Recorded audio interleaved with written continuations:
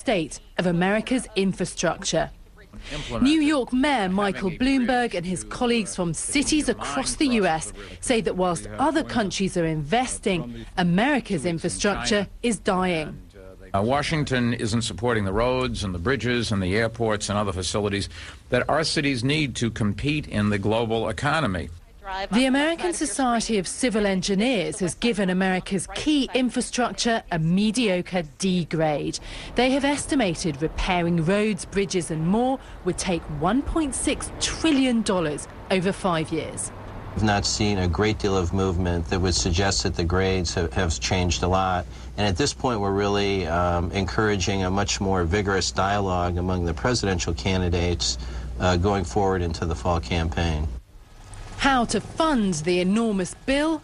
Copy the European model of public-private partnerships. Groups who lobby for private investors argue, despite their controversial history, these deals are the best way.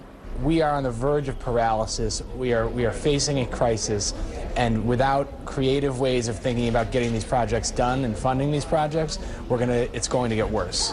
Mayor of Miami, Manny Diaz, says look at America's history. Major projects are needed in tough economic times.